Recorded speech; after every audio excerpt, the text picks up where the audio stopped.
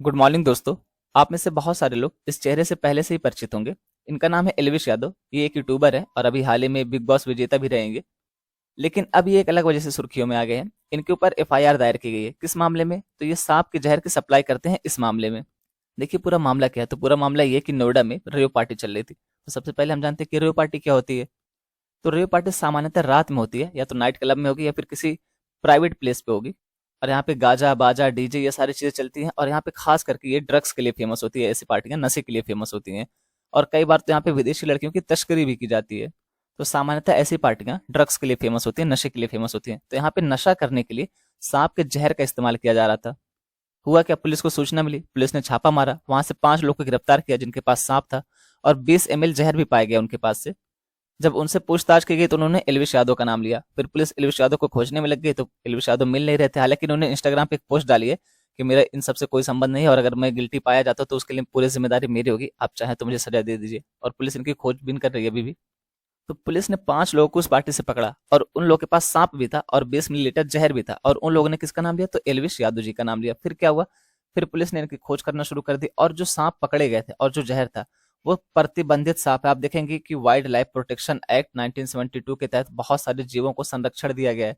तो इसी के तहत यहाँ पे इनके खिलाफ केस दर्ज किया गया है, क्योंकि उस जो सांप पकड़े गए उनको संरक्षण दिया गया था। वो प्रतिबंधित जीव थे, उनको यूज नहीं किया जा सकता, उनको इंसानों के द्वारा बाहर नहीं लाया जा सकता, वो संरक्षित जीव थे। लेकिन फिर भी उनको पार्टी में लाया गया, तो जाहिर सी बात है कि उल्लंघन हुआ है नियमों कानूनों का। तो इस नाते इनके ऊपर केस भी दायर कर लिया गया है। और क्योंकि ये पहले से बहुत फेमस हैं, यूट्यूबर हैं, और फिर बिग बॉस विजेता रहे हैं, तो ये भाई बहुत बड़ी न्यूज बन गई। कल पूरा सोशल मीडिया पे भाई वायरल होता रहा। आप में से जो भी लोग इंस्टा पे होंगे या एफबी पे होंगे तो आपने भी देखा होगा ये न्यूज। अब आप सोच रहे हैं कि आगे क्या होगा। अगर ये गिल्टी पाया जाता है तो मिनिमम 7 साल की इनको सजा दी जाएगी। और अगर यहाँ पे छूट जाते तो कोई बात ही नहीं। वैसे आप सभी को सामान्यतः पता है कि क्या होने वाला है ऐसे केसेस में जनरली। लेकिन कोई बात नहीं, अभी जब पुलिस की ऑफिशियल रिपोर्ट आएगी, कोई इनके बारे में कोई और जानकारी आएगी, तब देखा जाएगा।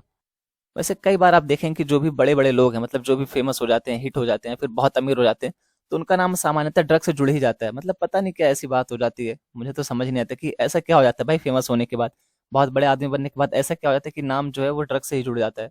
कभी बहुत कम लोग ऐसे होते होंगे जिनका नाम अच्छी चीजों से जुड़ता होगा। अच्छी चीज से जुड़ता भी होगा तो साइड में कहीं ना कहीं जाकर के वो ड्रग से और लड़कियों की तस्करी से, इस तरीके की चीजों से जुड़ता हुआ नजर आता है। शायद आप में से कुछ लोग इसको फॉलो भी किए होंगे यूट्यूब पे, इंस्टा पे, या जहाँ पे भी ये होंगे सोशल मीडिया पे, क्योंकि ये सोशल मीडिया सेंसेशन है भाई। और बहुत सारे लोग बिग बॉस देखते रहे होंगे तो उसकी वजह से इनको जानते होंगे। खैर ये अलग मुद्दा था। चलिए हम बढ़ते हैं लेक्चर में आगे की तरफ। ये रहे आपकी कोटेशन। बात करें, मेरा मानना है कि सबसे बड़ा उपहार जो आप अपने परिवार और दुनिया को दे सकते हैं वह है स्वस्थ रहना। ये किसने कहा? तो ये कहा है जॉस मेयर ने। और बिल्कुल सही बात कही है, क्योंकि अगर हम स्वस्थ रहते हैं तो जाहिर सी बात है हम खुश रहेंगे। जब हम खुश रहेंगे तो हमारी फैमिली खुश रहेगी। अगर हमारी तबीयत ही ठीक नहीं है, हमारा स्वास्थ्य ठीक नहीं है, तो हम हॉस्पिटल में पड़े हैं तो हम दुनिया का कोई भी काम नहीं कर पाएंगे। हमारे माँ बाप के चेहरे पे हमेशा शिकन रहेगी, हमारे घर वाले परेशान रहेंगे कि इसकी तबीयत हमेशा खराब होती रहती है, क्या हो गया है। तो इस तरीके से अगर हम स्वस्थ रहते हैं तो बहुत सारी चीज़ें अपने आप ही सॉल्व हो जाती हैं। हमारे माँ बाप के चेहरे पे खुशी भी रहेगी कि हाँ हमारी औलाद अच्छे से खुशी खुशी है, स्वस्थ है, उसको कोई टेंशन नहीं है, पढ़ाई भी कर रहा है अपना। तो सबसे पहले हेल्दी रहिए। और मौसम बदल रहा है तो थोड़ा सा ध्यान रखिए, क्योंकि मौसम बदलने की वजह से बहुत दिक्कत देखने को मिलती है। मेरी खुद की तबीयत खराब हो गई थी दोस्तों। परसों आपके GS4 का क्वेश्चन रह गया था और कल आपका SC का क्वेश्चन रह गया था, तो वो दोनों आज मैं दे दे रहा हूँ, आप लोग इसको लिखिएगा जरूर। अब यहाँ पे बात करें दयालुता के सबसे सरल कार्य प्रार्थना में 1000 बार झुकने वाले सिरों से कहीं अधिक शक्तिशाली है। ये किसने कहा? तो ये महात्मा गांधी जी ने कहा है। अब आपको इसको करना क्या है? तो इसको वर्तमान परिप्रेक्ष्य में सही साबित करना है। इसको ये बताना है कि इसका प्रासंगिकता क्या है। और ये यूपीएससी मेंस 2023 GS4 में पूछा गया क्वेश्चन है। और ये रहा आपका हिस्से का क्वेश्चन। लड़कियां बंदिशों के तथा लड़के अपेक्षा के बोझ तले दबे हुए होते हैं। दोनों ही समान रूप से हानिकारक व्यवस्थाएं हैं। दोस्तों अगर आपको सिलेक्शन चाहिए यूपीएससी में तो इससे is the one of the most important thing. यानी अगर आपको लगता है कि इससे के बिना आपका सिलेक्शन हो जाएगा तो आप बहुत गलत है। अगर इससे में अच्छा नंबर नहीं आता है, ऑप्शनल में अच्छा नंबर नहीं आता है, और इथिक्स में अच्छा नंबर नहीं आता है, खास करके हिंदी मीडियम स्टूडेंट के लिए, तो फिर आप भूल जाए सिलेक्शन। और इससे में अच्छा नंबर कैसे आएगा? आप देख रहे हैं डे बाय डे इससे इतना टफ होता जा रहा है, मतलब एकदम दार्शनिक टाइप का क्वेश्चन पूछता है, फिलोसफिकल टाइप का। तो आपको क्या करना है? अब वहां पे क्वेश्चन कुछ भी पूछ सकता है, आप कितना भी प्रैक्टिस कर लो, क्योंकि भैया एक दो आदमी तो है नहीं, हजारों आदमी है। एक ही आदमी की 100 स्टेटमेंट है, तो आप कितना याद कर लोगे, कितना रट के जाओगे।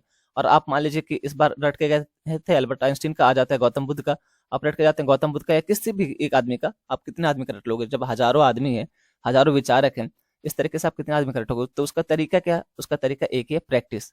आप ऐसी टॉपिक उठाइए जिसके बारे में आपको कुछ भी ना पता हो, एकदम अमूर्त सा टॉपिक, उस पे लिखना शुरू कर दीजिए। आप 2 लाइन, 4 लाइन, 6 लाइन लिखेंगे, कोई बात नहीं, उतना ही लिखिए, लेकिन लिखिए ज़रूर, प्रैक्टिस करिए। इसका एकमात्र तरीका ये है कि प्रैक्टिस करिए।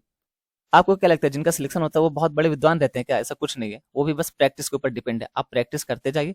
देखिए, हो सकता है कि जब आप पहली बार लिखें तो 4 लाइन ही लिख पाएँ, लेकिन जब आप दूसरी बार उसको ट्राई करेंगे तो आप 6 लाइन लिखेंगे, 8 लाइन लिखेंगे। इस तरीके से धीरे-धीरे करते-करते आप उसको पूरा 1000 से 1200 शब्दों में लिखने के काबिल हो जाएँगे, और ये सिर्फ़ और सिर्फ़ प्रैक्टिस से ही मुमकिन है। तो भैया रिक्वेस्ट है कि प्रैक्टिस करिए। अगर आप सोचते हैं कि सीधा एग्ज़ाम में जाके इससे लिखोगे, तो अब वो टाइम गया। अब आप सीधा एग्ज़ाम में जाके इससे नहीं लिख सकते हैं, क्योंकि आप लेवल देख रहे होंगे। अब यहाँ पे देखिए, ये फिर भी आसान इससे है, ये फिर भी आप कर सकते हैं, क्योंकि आप सभी को पता है कि लड़कियां बंदिशों के और लड़के अपेक्षा के बोझ तले दबे हुए होते हैं। लड़कियों के ऊपर बहुत सारे रिस्ट्रिक्शन होते हैं कि इतने बजे के बाद घर से बाहर नहीं निकलना है, ज़्यादा पढ़ो मत, ज़्यादा जॉब मत करो, ज़्यादा दूर मत जाओ घर से। ये चीज़ वो चीज़ देखने को मिलती है लड़कियों के लिए। और लड़कों का क्या है, अरे ये तो बेटा है, ये तो ये करेगा, ये तो आर्मी में जाएगा, ये तो डॉक्टर बनेगा, इंजीनियर बनेगा, मतलब बहुत सारी उनसे अपेक्षाएं की जाती है। जैसे ही बच्चा पैदा होता है, अगर ये लड़की है, तो लोगों के दिमाग में चला, अरे बेटी पैदा हुई है, अब तो ये होगा, अब तो वो होगा, मतलब नेगेटिव चीजें। अब जैसे ही बेटा पैदा होता है तब उनको क्या लगता है, इसको तो मैं डॉक्टर बनाऊंगा, मतलब बाप का सपना अलग चल रहा है कि डॉक्टर बनाऊंगा, माँ का सपना अलग चल रहा है वकील बनाऊंगी। इस तरीके से दादा दादी का सपना अलग चल रहा है, भाई का सपना अलग चल रहा है, सबका सपना जुड़ जाता है। उस बच्चे को पता भी नहीं कि ये सारी चीजें होती क्या है, और यहाँ पे तुरंत ही सपना जुड़ जाता है। तो वही चीज बताई जा रही है कि जो लड़कियां होती हैं वो बंदिशों के बोझ तले दबी होते हैं, और जो लड़के होते हैं वो अपेक्षा के बोझ तले दबे होते हैं। और दोनों ही हानिकारक है, दोनों ही समान रूप से हानिकारक है, क्योंकि दोनों ही कंडीशन में उनका विकास ठीक तरीके से नहीं हो पाएगा, उनके ऊपर नेगेटिव इम्पैक्ट पड़ेगा। तो इसको लिखने की कोशिश करिएगा, ये फिर भी एक तरीके से आसान इससे है, जिसको आप टारगेट कर सकते हैं। उम्मीद है कि आप लोग लिखते होंगे इससे। कल किस किसने भूकंप फील किया था? आप में से मैक्सिमम लोग जाग रहे थे या फिर सो रहे थे भूकंप जब आया था? मेरे ख्याल से 11:30 बजे के आसपास भूकंप आया था। तो आप लोग मेरे ख्याल से जाग ही रहे होंगे, क्योंकि मैं भी उस टाइम जाग ही रहा था और मैं चेयर पे बैठा था, मेरा पैर जमीन से टच था। तो जब भूकंप आया है ना, तो इतना तेज वाइब्रेशन हुआ है मेरे पैर में। हालांकि भूकंप आने से पहले दोस्तों, ये देखिए, ये मेरे मोबाइल पे नोटिफिकेशन आया था, ये मेरे ही मोबाइल का है। तो यहाँ पे नोटिफिकेशन आया था, और ये फिर मैंने उसको ओपन किया तो ये चीज़ दिखा रहा था। तो आप में से भी बहुत सारे लोग को ऐसा मैसेज आया होगा। किसी को आया तो कमेंट बॉक्स में कमेंट करके बताइए कि आप लोग को भी ऐसा मैसेज आया था कि नहीं। ये एक अच्छी सुविधा है, लेकिन हुआ क्या, आपको एक सच्चाई बताऊं, जैसे ये मैसेज आया ऊपर कि अर्थक्वेक नियर बाई, मैं मोबाइल का ऐसे नोटिफिकेशन नीचे करके देख रहा था शटर कि क्या मैसेज आया। जब तक मैं समझता तब तक भूकंप आके चला भी गया। मतलब बहुत कम समय के लिए था, 2-3 सेकंड कह सकते हैं आप मैक्सिमम मेरे यहाँ पे। अब आप लोग के यहाँ पे कितना देर था वो तो मैं नहीं जानता, लेकिन हमारे यहाँ पे मैक्सिमम 2 से 3 सेकंड रहा होगा, और ठीक ठाक तीव्रता का था। आप देख सकते हैं कि 5.9 का था। इसको ठीक ठाक तीव्रता का माना जाता है। अगर यही एक आध मिनट रह गया होता ना, तो बहुत सारे लोग की जान चली जाती, कई सारी बिल्डिंगें गिर जाती, कई सारे पेड़ गिर जाते, क्योंकि यहाँ पे ये अच्छा कैटेगरी का माना जाता है कि ठीक ठाक तीव्रता है इसकी। आप में से और किसी को आया था ऐसा मैसेज कि नहीं? इसका केंद्र माना जा रहा है लगभग नेपाल के आसपास है, और फिर ये 3 देश में, नेपाल हो गया, इंडिया हो गया और चाइना, इन तीनों देशों में इसका इम्पैक्ट देखने को मिला है। सामान्यतः मेरे ख्याल से ये नॉर्थ इंडिया में ही फील हुआ होगा ज़्यादा, क्योंकि साउथ इंडिया तक पहुंचते पहुंचते इसकी गति और भी धीमी हो गई होगी। यहाँ पे बात की जा रही है जीका वायरस के बारे में। जीका वायरस का एक केस मिलता है, और फिर कर्नाटका के 5 गांव जो हैं उनको निगरानी के तहत रखा गया। तो जीका वायरस क्या है, उसके बारे में जान लेते हैं। जीका वायरस एक मच्छर जनित फ्लेवी वायरस है, जिसे पहली बार वर्ष 1947 में युगांडा में बंदरों में पहचाना गया था। बाद में 1952 में युगांडा तथा संयुक्त गणराज्य तंजानिया में मनुष्यों में पहचाना गया। अगर हम इसके प्रसार के बारे में बात करें कि फैलता कैसे है, तो जीका वायरस डिजीज मुख्य रूप से एडीज मच्छर द्वारा प्रसारित वायरस के कारण होता है। यह वही मच्छर है जिसके कारण डेंगू, चिकनगुनिया और पीत ज्वर होता है। जिका वायरस गर्भावस्था के दौरान मां से भ्रूण में यौन संपर्क बनाने से, रक्त और रक्त उत्पादों के आदान तथा अंग प्रत्यारोपण के माध्यम से भी फैलता है। अगर हम इसके लक्षणों के बारे में बात करें, तो इसके लक्षण आमतौर पर हल्के होते हैं। इसमें बुखार, शरीर पर दाने, कंजक्टिवाइटिस, मांसपेशियों एवं जोड़ों में दर्द, अस्वस्थता या सिरदर्द शामिल हो सकता है। जिका वायरस संक्रमण वाले अधिकांश लोगों में लक्षण विकसित नहीं हो पाते हैं। गर्भावस्था के दौरान जिका वायरस के संक्रमण के कारण शिशुओं का जन्म माइक्रोसेफली यानी कि सामान्य सिर के आकार से छोटा और अन्य जन्मजात विकृतियों के साथ हो सकता है, जिन्हें जन्मजात जिका सिंड्रोम के रूप में जाना जाता है। अगर इसके उपचार के बारे में बात करें, तो इसके लिए अभी तक कोई टीका या दवा उपलब्ध नहीं हो पाई है। इससे निपटने के लिए शुरुआत में लक्षणों पर ध्यान केंद्रित किया जाना चाहिए, और बुखार तथा दर्द से निजात पाने के लिए रिहाइड्रेशन एवं एसिटामिनोफेन पर ध्यान केंद्रित किया जाता है। वही चीज आपको यहाँ पे भी दिखाई गई, लक्षण क्या क्या हो सकते हैं। तो स्किन पर रैशेज हो गया, बुखार और सिर दर्द हो गया, मसल और जोड़ों में दर्द हो गया। इलाज के लिए क्या किया जा सकता है, तो एंटीपायरेटिक्स, पानी की कमी ना होने दें, पूरी नींद लें और आराम करें। बचाव कैसे कर सकते हैं, तो यहाँ पे मॉस्किटो रिपेलेंट इस्तेमाल करें, मच्छरदानी में उसमें हल्के रंग के कपड़े पहने, उससे मच्छर कम लगते हैं। यहाँ पे कहा जाता है ना कि prevention is better than cure, तो वही चीज आपको करने की बचाव करिए, क्योंकि इसके लिए अभी तक कोई दवा या टीका उपलब्ध नहीं हो पाया है। इससे संबंधित कार्यक्रम या पहल कौन कौन सी है, तो एकीकृत रोग निगरानी कार्यक्रम हो गया, उसके अलावा राष्ट्रीय वेक्टर जनित रोग नियंत्रण कार्यक्रम हो गया, राष्ट्रीय बाल स्वास्थ्य कार्यक्रम हो गया। तो ये सारी पहल की गई सरकार के द्वारा, ताकि दोस्तों इस आर्टिकल में हम बात करने वाले हैं food security and standard authority of India द्वारा जारी राज्य खाद्य सुरक्षा सूचकांक 2023 के बारे में। तो चलिए देखते हैं उसके महत्वपूर्ण बिंदुओं के बारे में। बात करें भारतीय खाद्य सुरक्षा और मानक प्राधिकरण FSSAI द्वारा खाद्य सुरक्षा में सुधार के लिए राज्यवार सूचकांक प्रकाशित करने के 4 साल बाद महाराष्ट्र, बिहार, गुजरात और आंध्र प्रदेश सहित 20 बड़े राज्यों में से 19 ने अपने 2019 से 2023 स्कोर में गिरावट दर्ज की है। यानी कि जितना 2019 में इनका स्कोर था उससे कहीं कम स्कोर 2023 में देखने को मिला है। बात करें 2023 सूचकांक में शामिल एक नए पैरामीटर के समायोजन के बाद 20 में से 15 राज्यों ने 2019 की तुलना में कम 2023 स्कोर दर्ज किया और 2023 वाले जो इंडेक्स आया इसमें एक नया पैरामीटर शामिल किया गया जिसके बेस पर इनको अंक दिए गए हैं। यहाँ पे बात करें कि पिछले 5 वर्षों में स्कोर में सबसे बड़ी गिरावट किसमें देखने को मिली, तो महाराष्ट्र के स्कोर में देखने को मिली है। 2019 में इसका स्कोर कितना था, 74 था, और 2023 में इसका स्कोर कितना हो गया, तो ये 45 अंक हो गया। बाकी यहाँ पे वही सारी चीजें स्टेट वाइज दिखाई गई। महाराष्ट्र का 2019 में स्कोर कितना था, 74 था, 2023 में कितना हो गया, तो 45 हो गया। बिहार का कितना था, 2019 में 46 था, इसका 20.5 हो गया है। गुजरात का कितना था, तो 73 था, इसका कितना हो गया, 48.5 हो गया। आंध्र प्रदेश का कितना था, 47 था, इसका 2023 में 24 हो गया। छत्तीसगढ़ का 46 था और इसका घट करके 27 हो गया। 2019 से FSSAI ने प्रत्येक वर्ष 7 जून को विश्व खाद्य सुरक्षा दिवस के अवसर पर राज्य खाद्य सुरक्षा सूचकांक जारी किया है। 5 वर्षों में खाद्य परीक्षण और संरचना पैरामीटर में सबसे खराब गिरावट दर्ज की गई है। तो ये एक पैरामीटर है जो 6 पैरामीटर के आधार पर इसको नापा जाता है। अभी हम उस 6 पैरामीटर को भी देखने वाले हैं, तब तक आप यहाँ पे एक एक करके देखते रहिए। बात करिए खाद्य परीक्षण और संरचना के बारे में, यानी कि फूड टेस्टिंग इंफ्रास्ट्रक्चर जो है।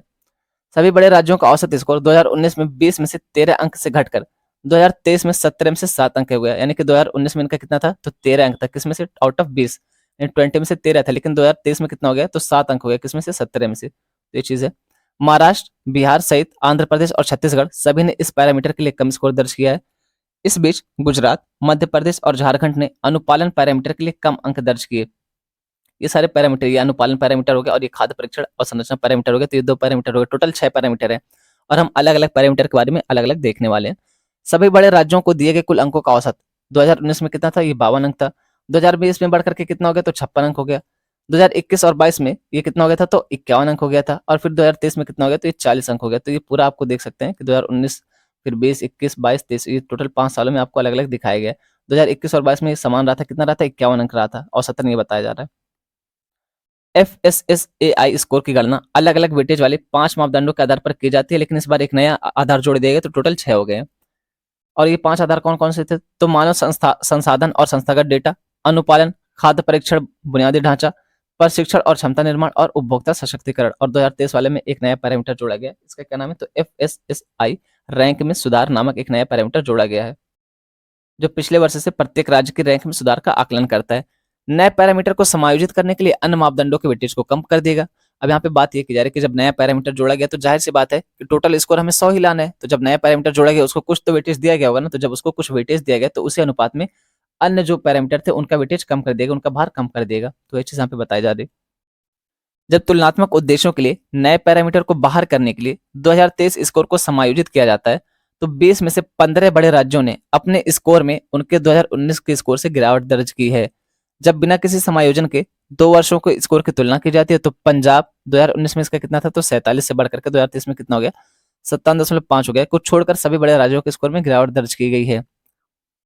सबसे खराब गिरावट किसमें देखने को मिली, तो फूड टेस्टिंग इंफ्रास्ट्रक्चर में देखने को मिली है। ये भी एक पैरामीटर है, तो ये तीसरा पैरामीटर हो गया, जिसे 2023 में 17% का चौथा सबसे बड़ा वेटेज दिया गया था। यानी इसका वेटेज कितना रहा है 2023 में, तो 17% रहा है। और पहले कितना था, तो 20% था, लेकिन इस बार एक नया आयाम जोड़ दिया गया था। जब नया पैरामीटर जोड़ा गया तो इसी अनुपात में इनका आयाम घटा दिया गया, इनका प्रतिशत घटा दिया गया। यह पैरामीटर खाद्य नमूनों के परीक्षण के लिए प्रत्येक राज्य में प्रशिक्षित कर्मियों के साथ पर्याप्त परीक्षण बुनियादी ढांचे की उपलब्धता को मापता है। इस पैरामीटर के लिए सभी बड़े राज्यों का औसत स्कोर 2019 में 20 में से 13 अंक से गिरकर 2023 में 17 में से 7 अंक हो गया। यानी 2019 में अगर हम देखते हैं तो 13 अंक था, किसमें से, टोटल 20 में से। और अगर हम 2023 में देखते हैं तो 7 अंक रहा है, किसमें से, तो टोटल 17 में से, क्योंकि आप यहाँ पे देख सकते हैं 17% वेटेज दिया गया। इस पैरामीटर के लिए महाराष्ट्र का स्कोर 2019 में 20 में से 17 अंक से गिरकर 2023 में 17 में से 4 अंक हो गया है। बताइए 2020 में 2019 में कितना था, तो इसका 17 था, किसमें से, 20 में से। एकदम टॉप क्लास का परफॉर्मेंस था ये। फिर 2023 में कितना हो गया, तो 4 अंक हो गया, किसमें से, 17 में से। तो देखिए कितना ज्यादा गिर गया, इसके प्रदर्शन कितना ज्यादा खराब हो गया महाराष्ट्र का। 2023 में आंध्र प्रदेश को 17 में से केवल 1 अंक प्राप्त हुए। बताइए, 17 में से 1 अंक प्राप्त हो रहे किसको? आंध्र प्रदेश को। मतलब एकदम थर्ड क्लास, एकदम नीचे आ गए, नीचे से टॉपर है। जबकि 2019 में 20 में से 11 अंक प्राप्त हुए थे। 2019 में इनको 11 अंक मिला था 20 में से, और यहाँ पे 17 में से 1 अंक मिल रहा है 2023 में। गुजरात का स्कोर भी 20 में से 17 अंक से गिरकर 17 में से 13.5 अंक हो गया। गुजरात और केरल दोनों ने सर्वश्रेष्ठ प्रदर्शन किया 2023 में, 17 में से 13.5 अंक मिले, जबकि आंध्र प्रदेश का प्रदर्शन सबसे खराब रहा है। तो ये अलग वाले पैरामीटर में बता रहे हैं। कौन से वाले पैरामीटर में? तो फूड टेस्टिंग वाले पैरामीटर में। अनुपालन पैरामीटर के बारे में अगर हम बात करते हैं तो 2023 में 28% का वेटेज दिया गया इसको। पहले इसका कितना वेटेज था? पहले इसका कितना भार था? तो 30% था, और इसको सबसे ज्यादा वेटेज इसी को दिया गया, सबसे ज्यादा भार इसी को दिया गया। जैसे खाद्य व्यवसायों के लिए लाइसेंस हो गया और पंजीकरण हो गया, आयोजित निरीक्षण हो गया, विशेष अभियान और शिविरों का आयोजन, और ऐसे अन्य अनुपालन संबंधित प्रत्येक राज्य के खाद्य सुरक्षा प्राधिकरण द्वारा किए गए कार्य को मापता है ये अनुपालन, ये पैरामीटर। 2023 में झारखंड को 28 में से 4 अंक मिले, जो अनुपालन के लिए सबसे कम स्कोर था, जबकि पंजाब और हिमाचल प्रदेश को 18-18 अंक मिले, जो उच्चतम स्कोर था। यानी इस वाले पैरामीटर में, अगर अनुपालन वाले पैरामीटर में हम देखते हैं तो इसमें पंजाब और हिमाचल प्रदेश टॉप पर रहे हैं और झारखंड सबसे नीचे रहा है। 2019 की तुलना में जब मध्य प्रदेश को 30 में से 26 अंक का उच्चतम स्कोर प्राप्त हुआ था, 2023 में इसे 28 में से केवल 11 अंक प्राप्त हुए हैं। बिहार का अनुपालन स्कोर 2019 में 30 में से 20 अंक से गिरकर 2023 में 28 में से 8 अंक हो गया है। 2019 में इसका कितना था अनुपालन स्कोर? तो इसका 20 अंक था, किसमें से? 30 में से। लेकिन 2023 में इसका कितना अंक रहा है? तो 8 अंक रहा है, किसमें से? 28 में से।